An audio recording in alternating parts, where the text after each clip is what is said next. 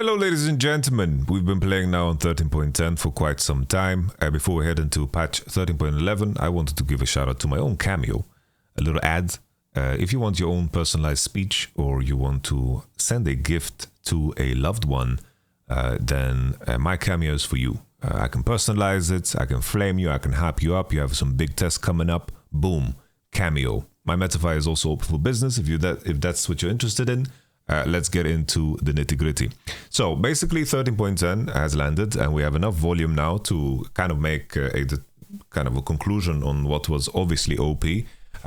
No big surprise, right? We knew, like when we read Echoes of Helia and the support item costs being down for the range supports, that it would obviously be broken.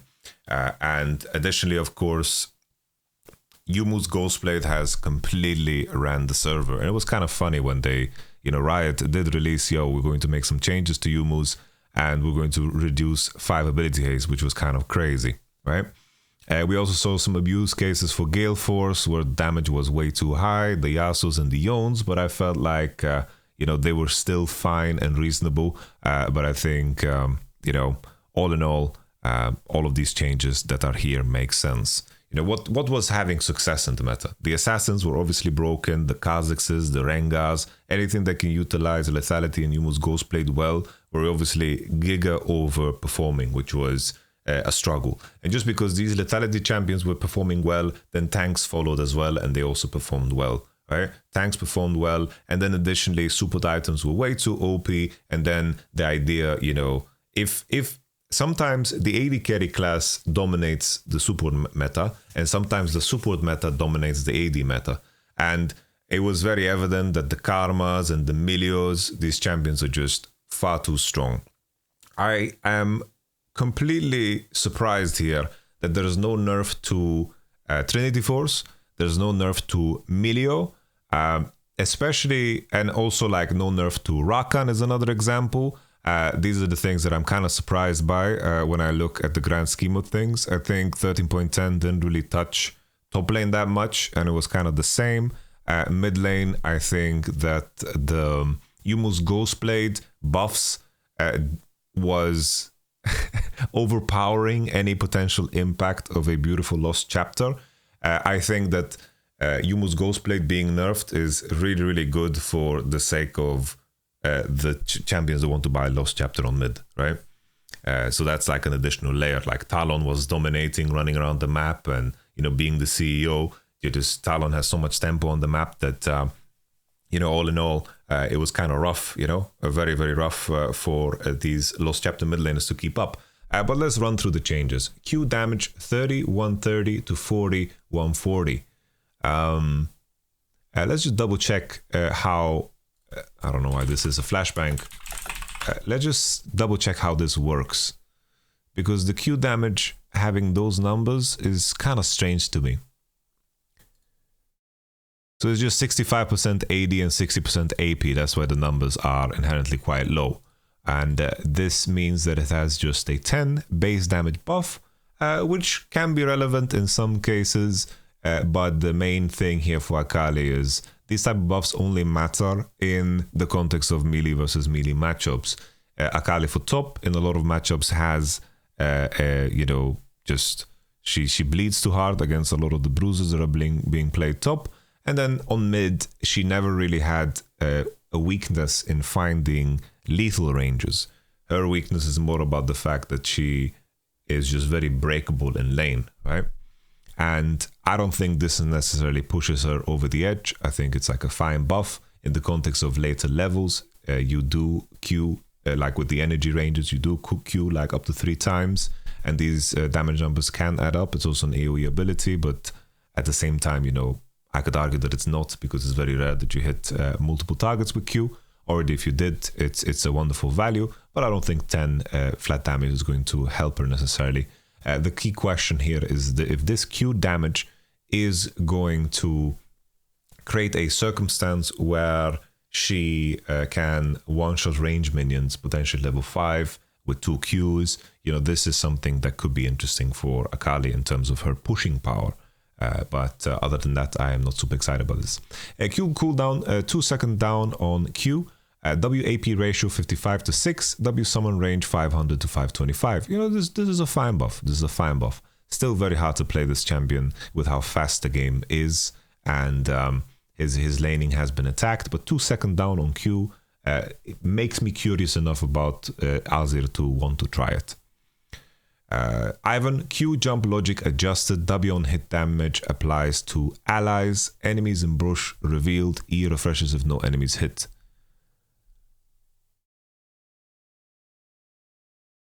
I wonder, can someone link me the exact changes here for IVERN? Because W on hit damage applies to allies, that sounds giga broken. Enemies in brush revealed also sounds so broken. Like, E refreshes if no enemies hit.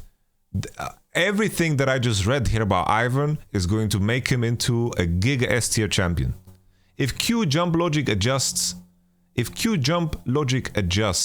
okay, then it's like, I am assuming when you Q onto someone with IVERN that you're going to be exactly in your E range. That's what I'm assuming, because there's an issue with IVERN where you just fly into melee range when you don't want to be in melee range because you want to catch up to people. Like, if W on hit damage applies to allies, so if allies are in your bushes, you're going to give them the damage.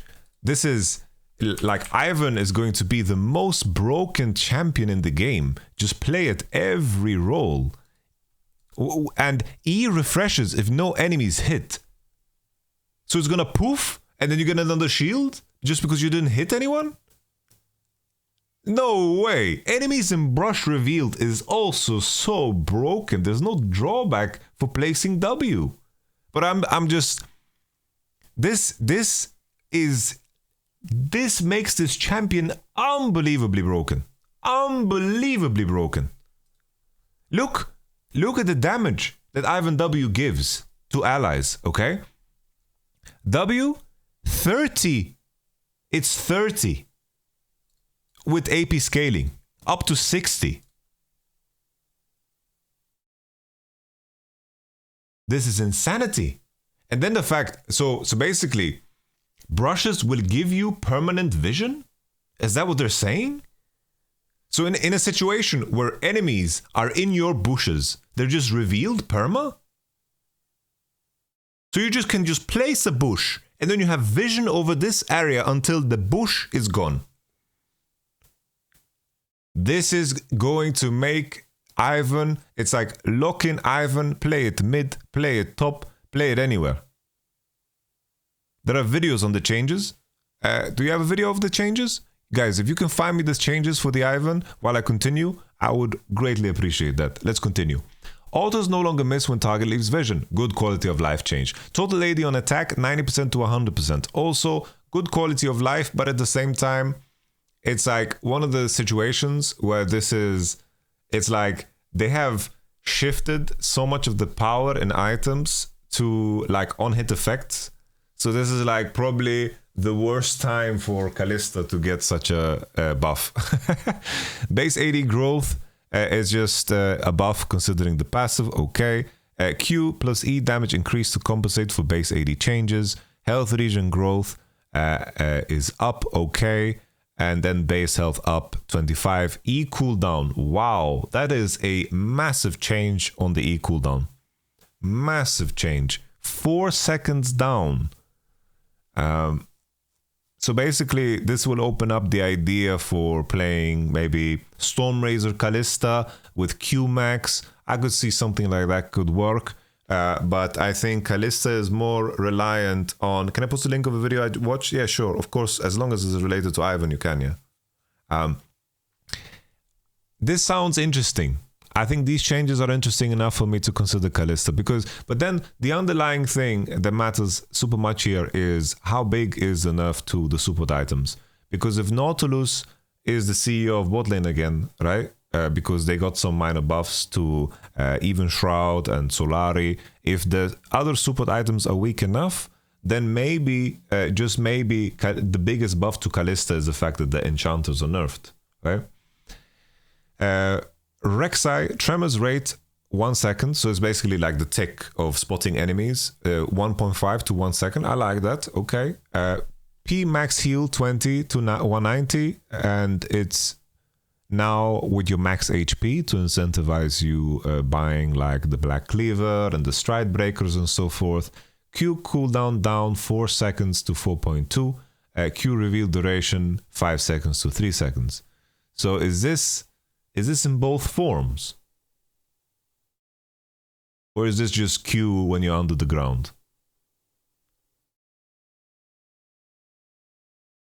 Let me just check if Rek'Sai abilities share, like it's definitely not the same cooldown. Like Rek'Sai, let's just double check this. I feel like the first Q part is for melee Q. It has to be, right? Because Queen's Wrath, cooldown 4 seconds. Borrowed, it's way higher. So, okay. So the cooldown is 4 to 4.2. So the biggest issue for Rek'Sai, right, is his Prowler's Claw is gone. And I think that in a world where there's so much mobility in the game, Rek'Sai really struggles. I think that these changes are definitely like in the right direction. I could see a world where you play like Rek'Sai with the Stride Breaker build, similar to Nocturne. But it's like the lack of Prowler's Claw is definitely like hurting. I feel like maybe Rek'Sai is going to need a little bit more love before it is going to be like really, really good. But this cooldown change on Q is pretty fucking big, but you need to consider the fact that you need to be in contact, right? You need to actually be in contact. Another detail of these changes, it makes me want to consider Rek'Sai top against melees, because there you can fully utilize the Q and you can also leverage the fact that you regen a lot of HP with the max HP, right? And also there you generate more gold. I could see a world where Rek'Sai top is something that maybe you could explore. Renekton E cooldown, 2 seconds down. Nice. 2 seconds down on E is very cool. R CD down, 120 to 120 to 80. This is not that big considering it's still 120 on rank 1. If rank 1 cooldown went down, it would have been pretty big. R DPS 50 to 150, 60 to 180. Wait, I need to pull up Renekton again to translate this accurately. Let's see now the Renekton changes. Let's just see the Renekton changes. So basically R Dominus, it's 0.5 seconds. So basically it is, oh, it's just a flat out DPS increase on R. Okay, that's neat. That's neat. I think that's neat. Okay. And still though, I don't think this is like big enough for me to get super excited about Renekton. I think probably like Prowler's Claw, Blade Ruin King, that build was the most successful Renekton build, and I think this is a way to compensate. I think Stride Breaker is still very interesting as an item. Like Stride Breaker, the 60 AD buff, I think there's potential there, but Renekton still suffers from the same problems. Twisted Fate, WCD 8 to 6 seconds to 6 seconds. Rapid Fire Cannon nerf was a big hit to TF. Really, really big hit. And this buff actually just doesn't matter too much, in my opinion, in the issue that is TF. It's like you still want to reach Rapid Fire, and by the time you reach Rapid Fire, you already have W all the way maxed. So you are still incentivized to put points in TFW because it increases stun duration. So you're not gonna max E second. But I know that there has been some experimentation with ADTF builds. Maybe there is something there where you can play Trinity, but I think the issue is still the range problem that Twisted Fate faces. Champion nerfs. E mana increased for Aurelion Sol. E AP ratio per sec 25% to 20%. Okay. I'm assuming Aurelion Sol is just doing a lot better because he, plain and simple, right, just is very happy with the mid lane minion changes, right? And I think that a lot of people don't know how to punish Aurelion Sol. Amumu, W base damage per sec 20 to 14. Like, who would have thought that adding so much base damage on Amumu's W would have been like okay for the game? Like, it was ridiculous, right? I feel like Riot's relationship with Amumu is definitely like a very strange one, because it feels like they want this champion to be played at higher elos, but every time they buff it, then it impacts low elos too much, and they're in this like constant tangle. Aphelios, QAD per rank 5 to 4.5 and 27. Okay. Attack speed growth down. So Jinx and Aphelios, let's just see how well they've been doing, because I'm kind of curious. So this is D2 plus. D2 plus, Aphelios. Let's check Master Plus, because usually nerfs like this is for Master Plus. Aphelios. Yeah, on elite level, Aphelios is doing super well. So this was like the always when it comes to Aphelios changes, they're always looking at the elite level, it seems. And then Jinx. Jinx is Jinx. I think that's okay. Like Jinx getting nerfs, I think that's perfectly fine. I think it's reasonable. Rel midscope C Riot Raptor. Riot Raptor. Duskblade damage amp 0.015% to 0.20%. Health threshold for max damage 20% to 30%. Okay. My stream just died, so I'm gonna let it reconnect. And then we go continue.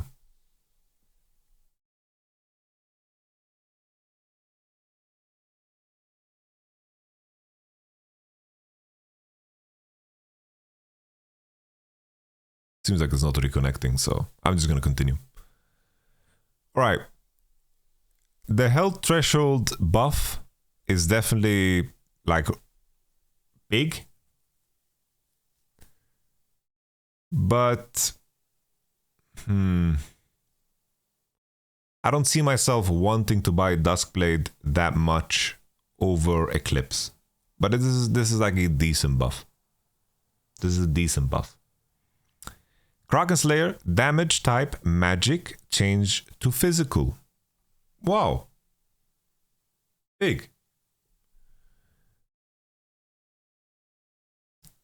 This is a massive Kraken Slayer buff. Massive Kraken Slayer buff. Like a monster Kraken Slayer buff. This is insane. This is insanity, man. This is just OP. This is just straight up broken. This is crazy. This is insane. It's OP. Whoa. It's really good. That's just... Yeah, buy Kraken, guys. Buy Kraken. Wow. 20 flat to 35 to 85 scaling with levels. Probably they're going to put a threshold on this, that this starts to scale at like level 9 or something. 65% total AD and 60% AP. So they buffed every aspect of it and changed it to physical, making it more universal in the AD role. Because obviously the Ginzu's buyers had a huge edge in the fact that this was magic damage. I was kind of surprised that there's so much magic damage in the context of AD. So they're moving it back to physical. Okay. Moonstone Renewer, 20% to 35%, 20% to 40%. Single heal, 15 to 25%. Okay, to buff it by 5%. This Moonstone Renewer, I think they turned it into a very uninteresting item. Very uninteresting. I think basically what this item is just it gives you 20 to 30% heal and shield power. Obviously, I'm spitballing numbers here, but it just gives you heal and shield power. The only like real viable champion that enjoyed buying this, it was like Soraka, because she is so heavily indexed into healing, right? But a lot of champions are not that heavily indexed into healing only, right? And that's why like that overemphasis on heal and shield power feels kind of awkward. especially in the context of Redemption also feeling a lot worse as an item because it doesn't have ability haste. Because that's where you can potentially connect the heal and shield power and give yourself more value, right? The previous Moonstone was just far more interesting as an item. Far more interesting as an item. Navori Quick Blades, attack damage up by 5, ability haste down, and then 5 ability haste to 5 attack damage. So GP, they just told GP suck a dong. They told GP to go fuck himself. So that's sad for GP. I think ADs that were Navori Quick Blades users before this patch are definitely happier with this, but it's largely dependent on how hard they nerf Gale Force. Static Shiv, energized damage 60 to 170, 80 to 190. Yeah, the issue with Static Shiv is once again this scaling starts very, very late. Very, very late. And I think that's something that makes it a weaker choice because the games are so damn fast. The games are so damn fast. So you just don't want to be in a position where you ever lose power. You know what's funny to me is that I think Static Shiv would be bought more often if the Static Shiv effect was the previous one. The previous one was far more satisfying in terms of the effect, and I think that people would buy it more because it just looked more impactful. I'm not saying that's what you should do, but I'm saying it would be the case. Because I think the previous version really played into the enjoyment of hitting someone with Static Shiv, yeah? It felt very nice. Similar to how punching someone with Heartsteel also feels amazing, right? And Heartsteel in a lot of cases is a very poor item unless you're playing like Cho'Gath or Sion, right? But the satisfaction is really there, you know? But okay, Static Shiv is getting buffed. Let's see the nerfs to contextualize this, right? Bonus attack speed, 15 to 30% to 20%. Okay. Obviously, Arrogant Sensor was a very abusable item. Like the 2.1k price point is insanely cheap, and it was rushed in a lot of cases for many champions, right? Because it was just a pretty cheap and decent item, gave your AD carry a lot of power, right? With the Kog'Maws and the Milios and the whatever, right? So this definitely needed the nerf, okay? Healing per shard, 20 to 100, level 1 to 18, and then 20 to 100, 6 to 18, okay? So the scaling starts. This is a massive nerf. Massive nerf. If we just look at the numbers here, since this is still pre-patch, right?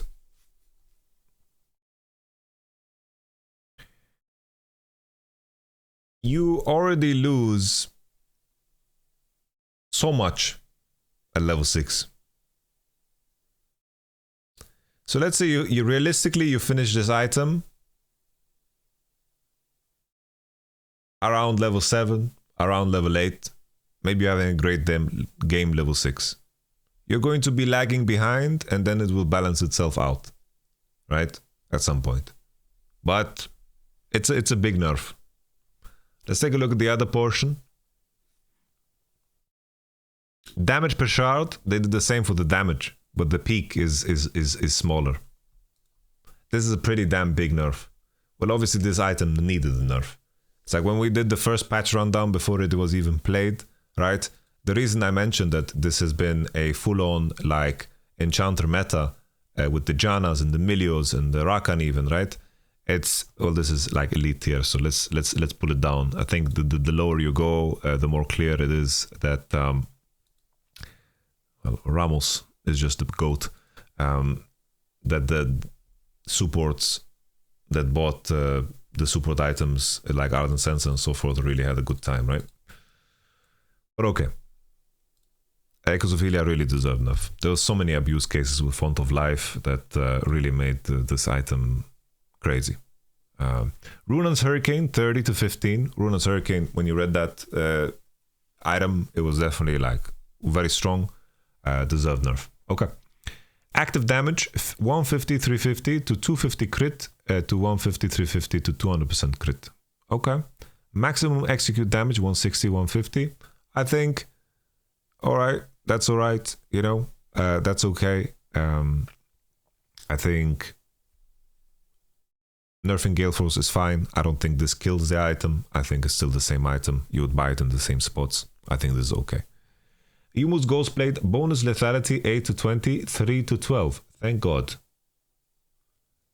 Thank God. Haste 20 to 15, distance per stack 45, 55. So basically this is how many range units you have to walk for one stack or move for one stack. Basically, like if a champion has 700 range, it means it is 700 units of League of Legends measurement.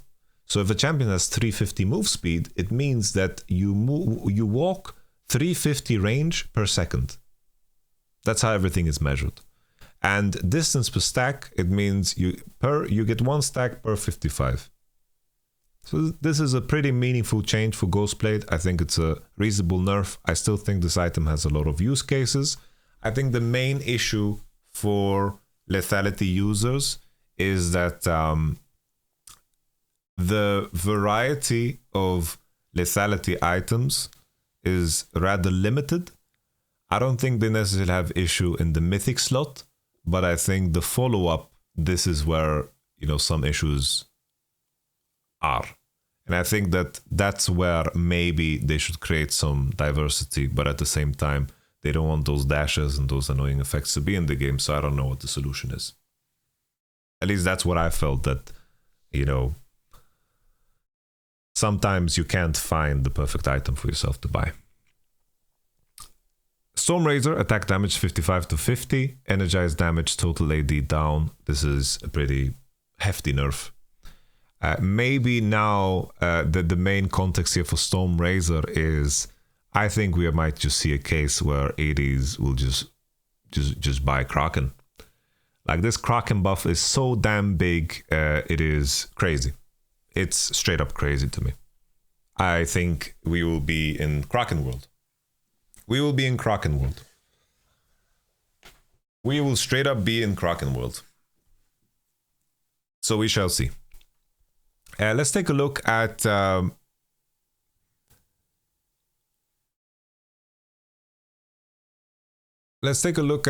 rest of the business.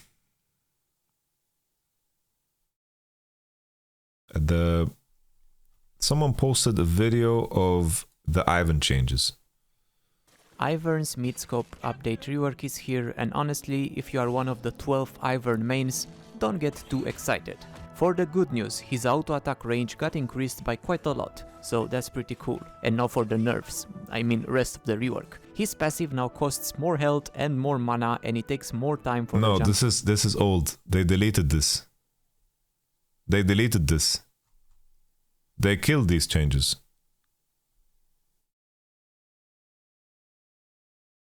They killed these changes, so this is the wrong changes.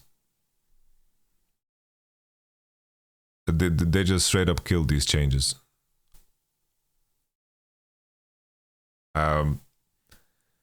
This is not happening. These changes are not happening. I'm telling you guys, IVERN is going to be giga broken. Keep investing in IVERN stocks. I still think there's ADs that are going to buy Stormrazor. There's still going to be ADs that buy Stormrazor. Like, if you're Jhin, you probably still want Stormrazor. Like, Jhin, definitely, right? I wonder if they needed to wait a little bit. Like, they nerfed Stormrazor, maybe they needed to wait, because the Stormrazor nerf is a Jinx nerf and also a Phelios nerf. Maybe they needed to wait a little bit, you know? Maybe they need to just wait a little bit before they, like, begin to nerf Phelios too. Okay, this IVERN change, if all of these things are true, I don't know what to say. I really don't know what to say. I think this is gonna make this champion unbelievably broken.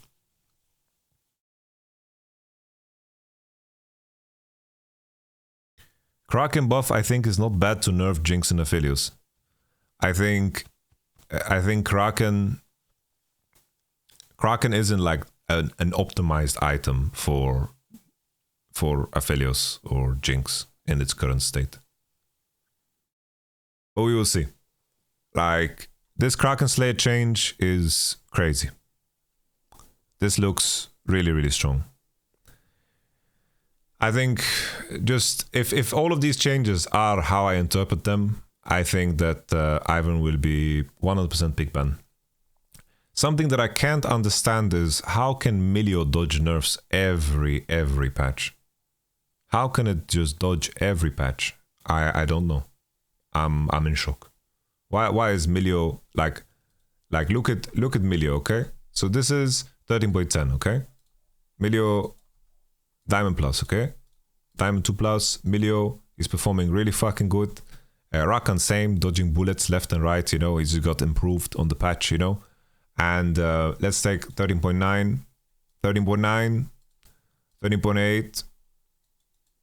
Milio, I don't know. I think Milio will be pick ban in competitive. It will be not played a single game, by the way. Like, this champion is ridiculous. Completely ridiculous. Like, there's no way this champion is not gonna be picked every fucking game. Honestly, I said that when I watched his champion spotlight. When I saw champion spotlight, I said it too. To finalize, right? It's like Yuumi being played is the best indication of support items being broken, because she's just the carrier of support items.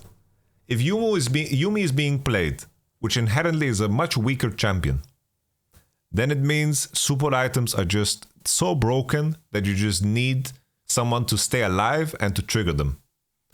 Obviously, Yuumi is one of those champions that really applied Echoes of Helia very, very well, but I think it's also a very, very good indication of support items being completely busted. So I'm happy that they're getting nerfed, you know? Other than that, you know, if you want my recommendations on what to play in each position, if you want to climb, I still think it's like, in the context of top lane, I am really enjoying Ornn. I think Ornn is really, really strong tank. I think Olaf is doing fucking good, and I think that if you are really good at Rengar, I think it's really legit to play it. Otherwise, you can kind of freestyle a little bit and play. I think right now in top lane, you can play so many different things. I feel like top lane is quite healthy, personally. I think the unhealthiness of top lane comes from the fact that other roles are unhealthy. So as everything else balances itself out, I think that it will be okay. I think it'll be okay, you know? I think in regards to jungle, obviously on the current patch, the Yumu's Ghostblade and Joyas are completely dominating the whole field. I think that we're going to see movement towards the Trinity Force and Joyos, because I think Trinity Force is a fantastic item. When it comes to this Rengar top winner, it comes only from Dakar. You think Dakar played 11,000 games? I don't know about that, son. Keep in mind that you think he played 11,000 games on 13. Wait, I'm looking at the wrong patch, by the way. I'm looking at the wrong patch, so forgive me. But still, my point still stands. I like Rengar, I like Olaf, I like Ornn, and I think that top lane is in a very good state right now in terms of champion diversity. Poppy is also pretty fucking OP, I think. Pantheon is also like a very good standout champion in my opinion. But I think right now top lane, you can play so many different champs and have a good time. The unhealthiness of top comes from different issues. As mentioned before, it's like the the real big outliers when it comes to jungle right now on current patch is, of course, the Yumu's abusers and the lethality enjoyers. I think that this will be, you know, ripped down a couple of shreds. You can still play Eclipse, and the lack of the Duskblade proc will definitely hurt. I don't know how big the Duskblade change is going to be for these champions like Rengar, right? Who is going to really need that reset. But it is what it is. You know? Like in terms of jungle, like if you own 3 elo, bro, just fucking... I think Trinity Force Enjoyers, very nice. Just Trinity Force, I think, will be the item. That's my take.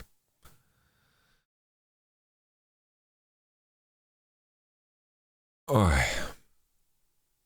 Mid lane, you kind of like, I think the mages will be so happy with the AD assassins being nerfed, and I think that there will be room to also play whatever you want. Like if you had to pick a champion though, like Ahri and Cassio and Aurelion Sol, cover like the basis of what you would want to play in terms of champ diversity. I think Annie is also still in a really, really good spot. Bot lane, I think things will remain the same. I think Karthus is quite strong with the Lost Chapter changes. I think that Karthus is probably the best way of gaining value out of your time spent, because you just getting a couple of games in on Karthus will make you so much better on Karthus, and there's so much freedom to make mistakes for Karthus. So definitely Karthus, think Karthus is the one. Other than that, I think Ezreal, Jhin, Kog'Maw, and then you just need to pay attention to how the support meta is going to change. Because currently, with the changes to support items and them getting worse, it's more important that you pick an AD that is going to make your support become stronger. For example, if your support first picks Milio, don't fucking pick Karthus. Okay? Don't pick Karthus. So there's that.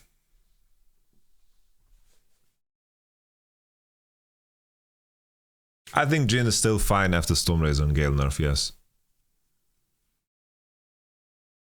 It's more important that you pick an AD, just because it's like AD after the changes, 13.10, AD got weaker. AD got weaker. Ezreal and Jhin are doing fine because you can pair them with any support, right? They're doing well because of the nerfs to everything else, right? Additionally, I think that the main rule that you need to follow as a bot laner is just pick an AD that matches well with your support.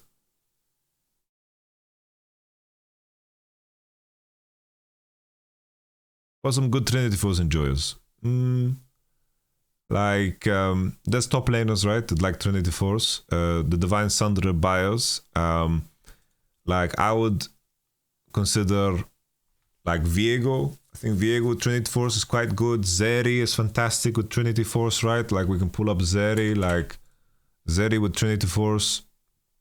Let's see how well she's doing. She's doing quite well, right? Don't get fooled too much by the IE numbers, because IE is an item that is in a lot of cases finished a lot later, right? And in the context of finishing items later, you can see, like if you pull up, for example, here, if you look at the pairs, right? None of these pairs contain infinity, right? It's like some of the later ones with very, very low play rate. But if you look at the quads, it's like obviously if Infinity Edge is bought third, then if you have enough gold to buy 3 items, usually you're ahead and usually you're winning. Right? So it's like if you isolate the triple, the Trinity Force angles are really, really performing insanely well.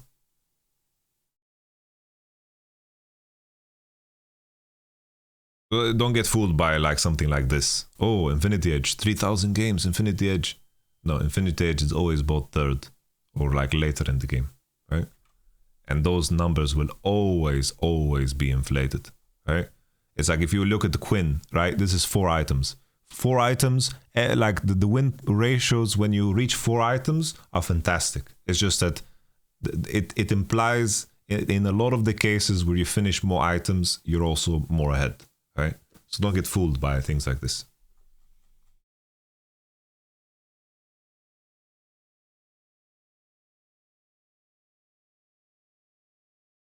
But yes, okay. And in terms of support, I still think in terms of the support role, I think Shurelia as an item is something that has like gone under the radar for very long. I think Shurelia as an item is very strong, very underrated item. The fact that it got cheaper for the nerf, I think is good, right? For Shurelia, like to gold down, this item being cheaper, like I would pay attention to the Shurelia buyers, Rakan, Milio, Lulu, like these champions are the champions that I would still be playing because Echoes of Helios got nerfed, which makes them even better. Like keep in mind, none of the champions, these 3 champions that I mentioned, they really like to buy Shurelia. So Echoes of Helios getting nerfed is just good for them, right? I just wanted to check one more thing here. Janna in terms of Moonstone. Januni in terms of Moonstone. So she just went Echoes of Helia, right? Probably because this item was completely overtuned. But Janna should still perform well because I think that both with Shurelia and also with potentially Moonstone, she can do fine. She can do fine. But yeah, Moonstone is such a boring item, man. Like, these two are so interesting with how they work. Right, but this is just so. But this is just heal and shield power. Boo, boo. I don't know why they removed the previous active. The previous active was quite interesting. I think. Just nerf it if it's a problem. I like it. Was a fun thing. I think it was interesting. It's like you want to pay attention, stay in combat. I think that was cool. You know, I think it was cool. It's cool. But yeah, I didn't mention support, but I mentioned again, it's like if you want to climb, it's like this is very honest. And if you want to use a site, you see it above, LETHALITY. LETHALITY is a goated website. Very goated. You can choose, you can pick servers, you can go to Korea, you can go Master Plus, right?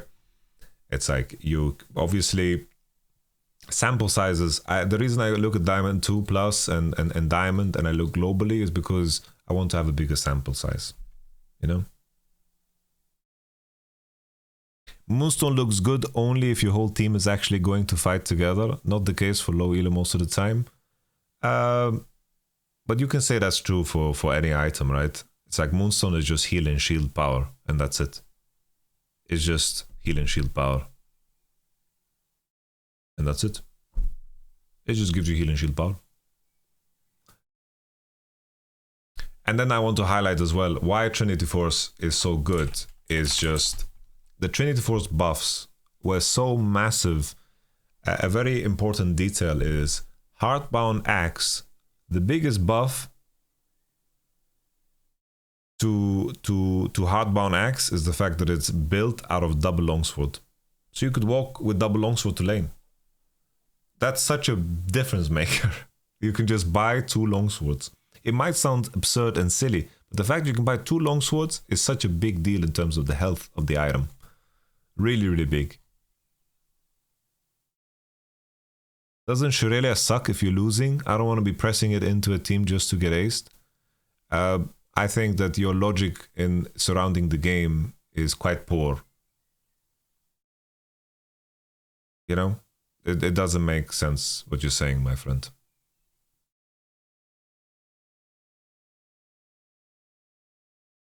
It's like Shurelia gives you move speed, and move speed is range and distance, and that can be used for many purposes.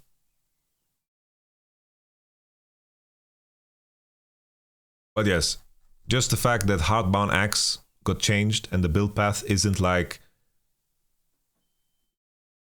complete garbage, Very nice.